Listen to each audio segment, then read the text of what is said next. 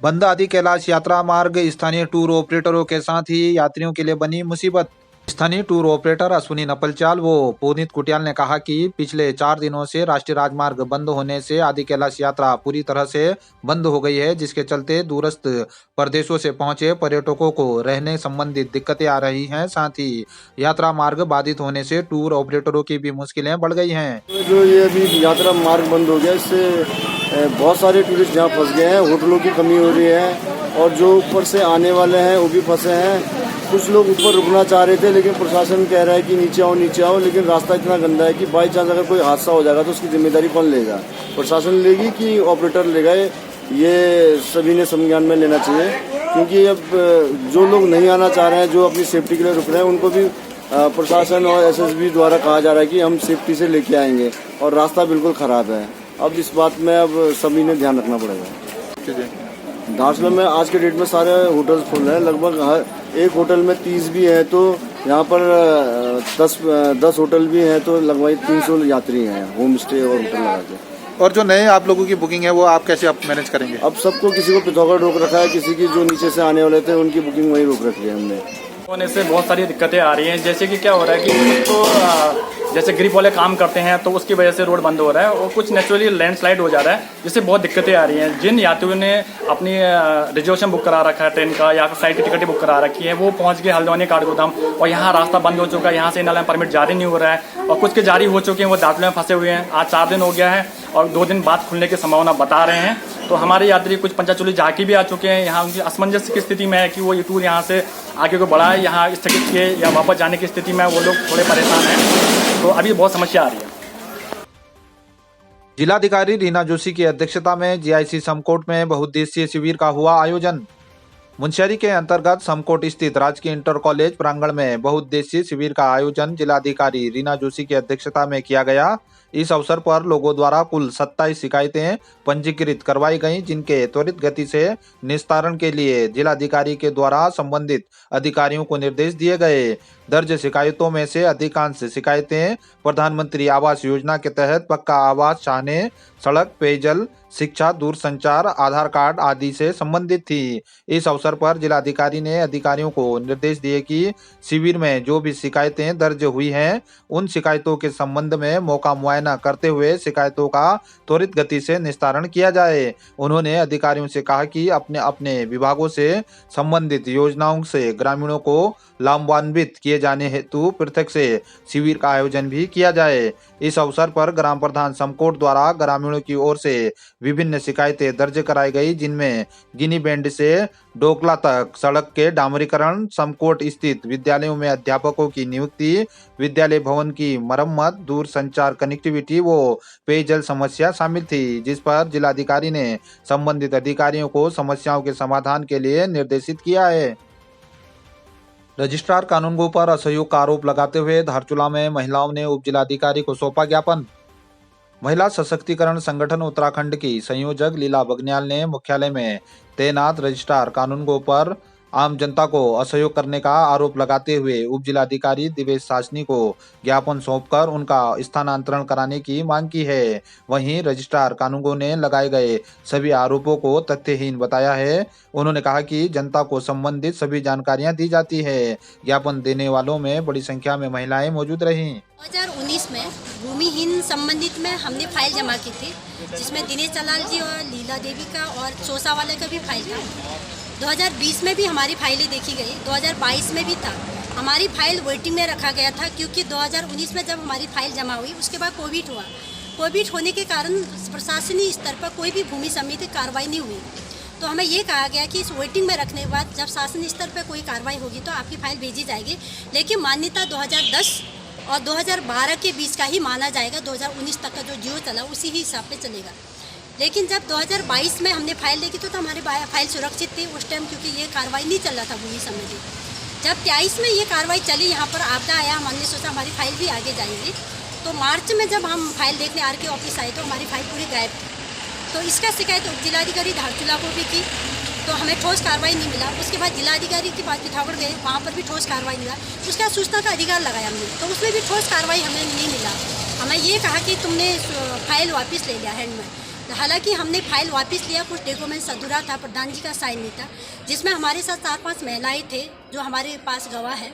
उसके बाद हमने फाइल दोबारा जमा किया। जब हमने दोबारा फाइल जमा किया तो प्रशासन द्वारा हमें कोई रिसीविंग नहीं दिया गया, और इस संबंध में हमने पिछले बार कई बार जिलाधिकारी महोदय से, उप जिलाधिकारी धारचूला से भी संपर्क किया, लेकिन हमें ठोस प्रूफ नहीं मिला। आज उसी पक्ष में हमने एक प्रार्थना पत्र उप जिलाधिकारी धारचूला को और सूचना पिथौरागढ़ जिलाधिकारी को और मुख्यमंत्री पुष्कर धामी जी को भी हमने, उत्तराखंड सरकार को भी किया है। इसमें 1 हफ्ते के अंदर जिला प्रशासन या तहसील प्रशासन द्वारा हमारी फाइलों को वापस नहीं किया जाता है, और जिस संबंधित अधिकारी द्वारा जिनके कार्यालय से हमारा फाइल गायब हुआ आर के धारचूला के ऑफिस में, उस अधिकारी को यहाँ से हटाया नहीं जाता है, तो हम 1 हफ्ते के बाद धरना प्रदर्शन भूख हड़ताल करेंगे। पूरे जिला में ये प्रोग्राम चलेगा, हमारे जगह जगह पर महिला कमेटी हमारे करेंगे। जिला पिथौरागढ़ से लेकर धारचूला तक हर शाखाओं में हम भूख हड़ताल में हर प्रत्येक महिला बैठेंगे, क्योंकि जब तक सरकार, अभी बीजेपी सरकार है, साफ सुथरी सरकार है, और हमारी सरकार कहती है कि सबका साथ सबका विकास, लेकिन विकास तो हो रहा है, लेकिन बड़े अफसोस की बात है कुछ अधिकारियों की नीति, इतनी कुंभकर्ण की नीति से हमारी फाइलें गायब हो जाती हैं। उसके ऊपर हमें आरोप लगाया जाता है कि तुम लोग को ईर्ष्या भावना से और व्यक्तिगत तुम्हारी प्रॉब्लम से हम लोग को अधिकारी को हटाने के लिए कहा जाता है, लेकिन हमारे ऊपर ईर्ष्या कुछ नहीं है। खुमती के घटीगाड़ में स्थायी ट्रॉली निर्माण की ग्राम प्रधान ने जिलाधिकारी से लगाई गुहार, बोले ग्रामीणों को हो रही परेशानी। खुमती के ग्राम प्रधान गोपाल सिंह ने कहा कि आपदा काल में घटीगाड़ का जल स्तर बढ़ जाता है, जिससे दर्जनों लोगों की आवाजाही मुश्किल हो जाती है। स्कूली छात्रों को भी जान जोखिम में रखकर यात्रा करनी पड़ती है। उन्होंने कहा कि पिछले वर्ष इस स्थान पर ट्रॉली निर्माण का कार्य शुरू हुआ, जो 7 दिनों में ही बंद हो गया। उन्होंने जिलाधिकारी से उक्त स्थान पर स्थायी ट्रॉली व पुल निर्माण करने की गुहार लगाई है। पंचायत खुमती के अंतर्गत घटीगाड़ नाले को पार करने के लिए विगत वर्ष 2022 में प्रशासन द्वारा ट्राली निर्माण का कार्य प्रारंभ किया गया, परंतु लगभग 1 सप्ताह बाद काम बंद कर दिया गया है, जिससे लगभग 1 वर्ष पूर्ण होने को है। अभी तक भी वह कार्य आगे नहीं बढ़ा है। ट्रॉली निर्माण का कार्य शीघ्र पूर्ण किया जाना आवश्यक है। जिलाधिकारी महोदय के स्तर से शीघ्र इस ट्रॉली निर्माण के लिए स्वीकृति मिलनी चाहिए, जिससे कि ग्राम पंचायत खुमती के अंतर्गत लेक्सिल्ला, बजानी, जड़बुंगा, अमल्यानी, शिपालथड़, मल्लाधुरा आदि तोकों के ग्रामीणों और करीब 60 से भी अधिक छात्र छात्राओं को विद्यालय तक पहुंचने के लिए इस नाले को पार करने के लिए विकल्प वर्षा काल से पहले तैयार हो जाए, अन्यथा की स्थिति में इस नाले को पार करते समय किसी भी प्रकार की बड़ी अप्रिय घटना घट सकती है। जबकि करीब जुलाई माह से लेकर सितंबर तक इस नाले का जल स्तर बहुत ज़्यादा बढ़ जाता है, जिसको पार करना अत्यंत चुनौतियां हैं और ग्रामीणों की मजबूरी भी है। ऐसे मजबूरी के समय में बड़ी घटना घट सकती है। इस घटना से बचने के लिए क्षेत्र की जनता पूरी तरह से लगातार यहाँ पर स्थायी पुल या शीघ्र ट्रॉली निर्माण की अपील करती है और शीघ्र जून माह के अंत तक यहाँ पर ट्रॉली का निर्माण कार्य पूर्ण हो, ऐसी आशा करते हैं। 7 दिवसीय मौन पालन प्रशिक्षण का देवल में हुआ समापन। ग्राम सभा धारचूला देहात के देवल में नेशनल बी बोर्ड द्वारा प्रायोजित एवं सनलाइट एग्रो प्रोड्यूसर कंपनी द्वारा आयोजित 7 दिवसीय वैज्ञानिक एवं ऑर्गेनिक मधुमक्खी पालन प्रशिक्षण का समापन हुआ। सहायक खंड विकास अधिकारी प्रदीप सिंह द्वारा प्रशिक्षणार्थियों को प्रमाण पत्र वितरित किए गए। उन्होंने सभी से वैज्ञानिक मधुमक्खी पालन अपनाकर स्वावलंबी बनने का आह्वान किया। 7 दिनों में नीरपाल सिंह, शैलेंद्र सिंह, राजा वालिया, दिनेश धामी द्वारा प्रशिक्षण दिया गया। इस दौरान कैप्टन राम सिंह धामी, प्रवीण भट्ट, दिनेश धामी, दीपा देवी, निशा चंद, पुष्पा खरकोवाल सहित अन्य लोग मौजूद रहे।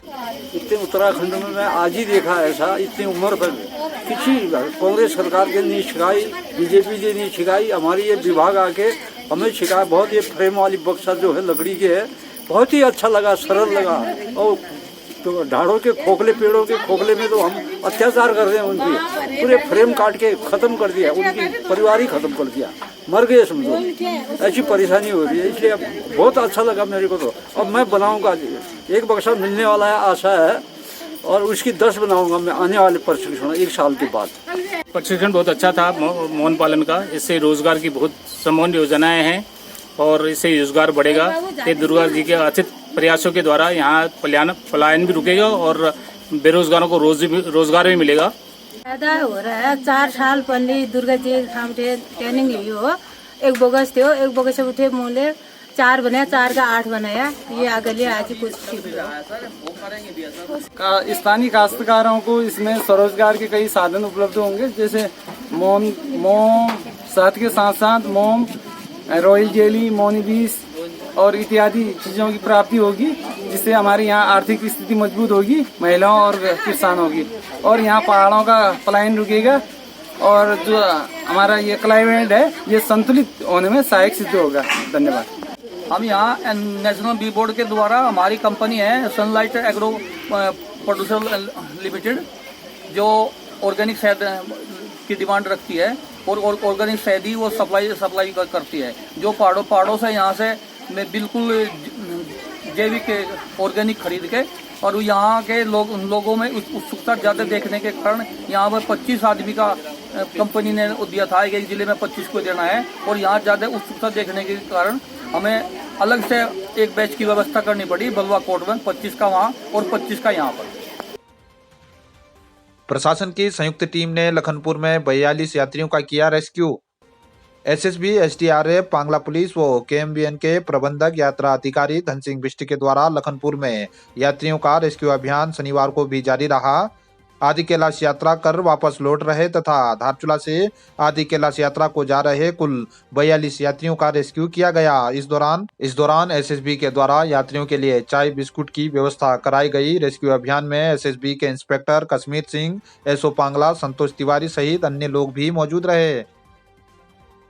काली नदी किनारे बनाए जा रहे तटबंध में मार्ग नहीं बनाए जाने को लेकर व्यापार संघ ने दी आंदोलन की चेतावनी। व्यापार संघ अध्यक्ष भूपेंद्र थापा ने कहा कि पूर्व में प्रशासन व कार्यदायी संस्था के द्वारा प्रतिनिधियों के समक्ष तैनात 3 स्थानों पर पूजन व शवदाह के लिए मार्ग बनाने की सहमति हुई थी, किंतु मिली जानकारी के अनुसार एक स्थान पर ही मार्ग बनाया जाने वाला है। यदि 3 स्थानों पर मार्ग नहीं बनाया गया तो व्यापार संघ उग्र आंदोलन को बाध्य हो जाएगी। आज से 15 दिन पहले हम लोग नदी किनारे जाकर वहाँ पर रास्ते के बारे में 2 जगह ऊपर से रास्ता, शमशान घाट जाने का रास्ता और पूजा स्थल गंगा पूजा करने का रास्ता हम लोगों ने सभी लोग मिलके एसडीएम साहब के माध्यम से तय किया गया था। लेकिन आज हमें ज्ञात हुआ है कि एक ही जगह जो है ऊपर साइड में शमशान के लिए रास्ता बनाया जा रहा है, जिसका कि एक जगह न बन के 2 जगह बनना था, जिसमें हमने बार बार निवेदन करने के बाद भी सिंचाई विभाग द्वारा अनसुनी की जा रही है, जिसका हम घोर विरोध करते हैं। और हमारे ऊपर साइड में जो पुल से ऊपर, ब्रिज से ऊपर साइड में 2 जगह जो है शमशान घाट के लिए रास्ता बनाया जाए और नीचे पूजा स्थल गंगा पूजा के लिए एक जगह पुल के पास रास्ता बनाया जाए, जिसके लिए तय हुआ था, तय के आधार पर बनना चाहिए।